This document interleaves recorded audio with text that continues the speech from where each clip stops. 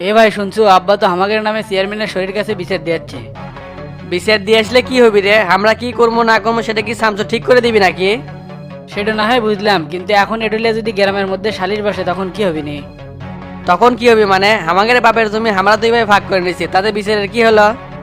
মুসলিম আইন মতে বাপের সম্পত্তি ছেলেরাই পায়, এটাই তো স্বাভাবিক, আমরা তো তাই করছি। আমরা বলে বাপ মায়ের ভাত দেয় না, আব্বাক বলে সেই অত্যাচার করি, এলে সব কয়ে যাচ্ছে মইনুলের বইয়ের কাছে। কি কৌশল? আমরা ভাত খবর দিন রাতে পাইছে আছে কেন করে? এল্লা কথা কি শামসুর কাছে কয়ে যাচ্ছে নাকি? আরে শামসুক কে কবি, শামসুক পায় নাই, শামসুর শরীর কাছে কয়ে যাচ্ছে, আর শামসু আর শরীর কাছ থেকেই শুনছে। আব্বা এটা কোনো কাম করলো? আমাদের মান সম্মান তো নিলামে তুললো। তাড়াতাড়ি বাড়ির চ। আব্বা হামাগেরে খাবি, হামাগেরেই পড়বি, আবার হামাগের নামে বিচার সালিশ করবি। ভাই, আব্বার দিন দিন আক্কেল জ্ঞান কমে যাচ্ছে, এর একটা বিহিত না করলে হবির লয়। আজ বাড়ির যাই, আব্বার সাথে কিছু একটা হবি, ইনকে করে তো আর চলা যায় না। আচ্ছা আচ্ছা, এখন তাড়াতাড়ি চলে।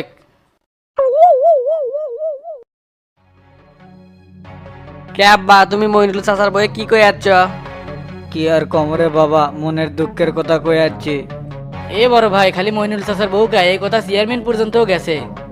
আমি এলে সব নাটক বুঝছি রে ফজলু। সত্যি করে কও তো, তুমি কি বিচার দেয়াচ্ছ নাকি? কি আর বিশেষ দুমরে বাবা, আমার এই ভাঙ্গা কপালে যা ঘটিচ্ছে সেই সত্য কথাটাই খালি কয়ে যাচ্ছি। কি সত্যি কয়ে যাচ্ছ তুমি? সেই সত্যিতে জানবে যাচ্ছি। চুপ করে আসো কিসে? কথা কও, কি বিচার দেয়াচ্ছ? তোর আমার সাথে ইঙ্গে ধমকা ধমকি করছি কৃষক, কি হচ্ছে শোনার জন্য কিংবা পাগলা হয়ে গেছো? এটি ধমকা ধমকি কিছু হয় নাই, মইনুলের বেগ তুমি কি কথা সেই কথা কও তো। এই বৃদ্ধ বয়সে আমার সংসারে আমি অবহেলিত, ঠিকঠাক মতো খাওয়া দাওয়া দেয় না তোর বয়েরা। শেষ রাতে নষ্ট তরকারি দিয়ে ভাত দিছিল, আমি তো সে ভাত খাবারই পাইনি, খালি পানি দিয়ে রোদা ছিলাম।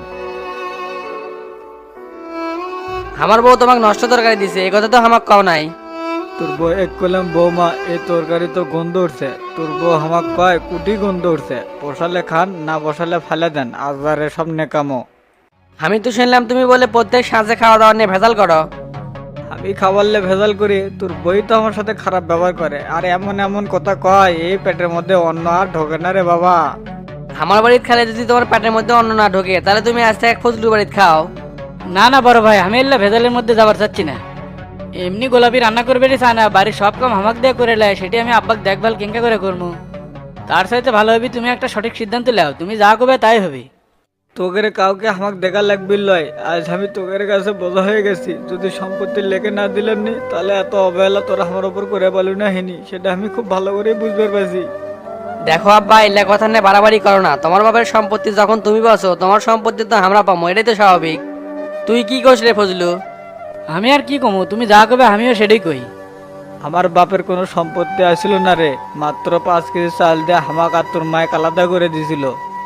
মাথার ঘাম পায়ে ফেলে দিনের পর দিন না খেয়ে কষ্টের পর কষ্ট করে এই সম্পত্তি গুলন করছি, আর সেই সম্পত্তি তোরা পায়ে আজ নিজের বাপে চিনবার পারছি না।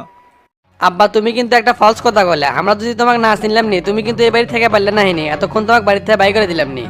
ফুল কলু রে বাবা, এই বাড়ি আমার, আর আমার বাড়ির থেকে আমাকে বাইর করে দিবার চাচ্ছ? এই বাড়ি আগে তোমার ছিল, এখন আর নাই। এই বাড়ির মালিক এখন আমি আর আমার বড় ভাই। ইদানিং তোমার কাজ কাম কোনটাই ঠিক হচ্ছে না, যা করিচ্ছ সব ফলস কাম করিচ্ছ। তুমি বেটাকারির সাথে কিন্তু শত্রুতা করিচ্ছে আব্বা। কোন হিসেবে তুমি বিচার দিয়ে আসলে সে কথা কও তো। এত কিছুর পরেও তোরা কেমনে কইস এই কথা? আর যে ব্যবহার করছু, খালি আমাকে তো মারা বাকি তুসু। বাপ না হলে তোমাকে তাই করলাম নি, এত কথা কয়ে পাবো না, এখনই তুমি বাড়ির থেকে বাইরে যাও।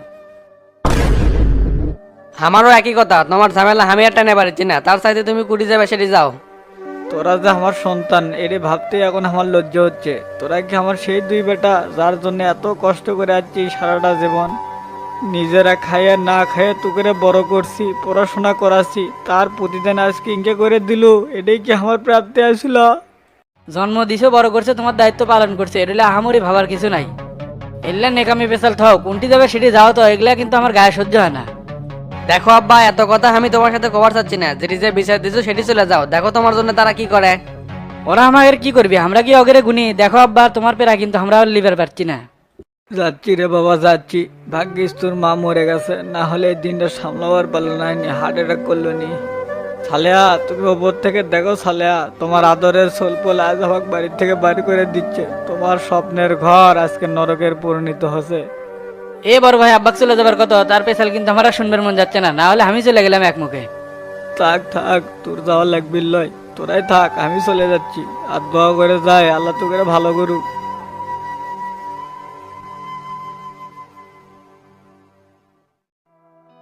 ক্যারেটেরা আসার সময় তোর ভাবি তো কি করলো? কোসে আপনাকে না ইফতারে আগে বাড়িতে যাওয়া লাগবে, ইফতার নাকি বাড়িতে করা লাগবে।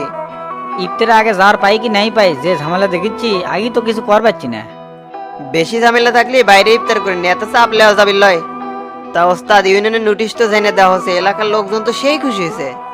খুশি তো হবি, কাজটা তো ভালো। তা সজীব কোনটি কাছে যায় না দেখতো?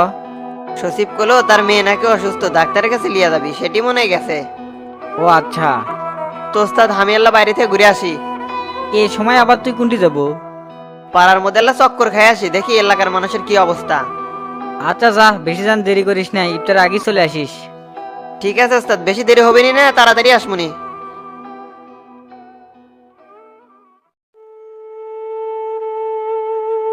আইরে আমার কপাল, নিজ সোলপোলেরা আমার সম্পত্তি লেগে নিয়ে আজ আমার সাথে বেইমানি করে বাড়ির থেকে বার করে দিল।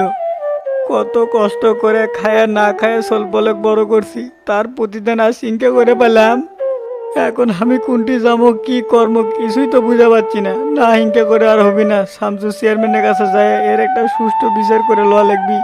চেয়ারম্যানই একমাত্র মানুষ যার কাছে গেলে সঠিক বিচার পাওয়া যাবে।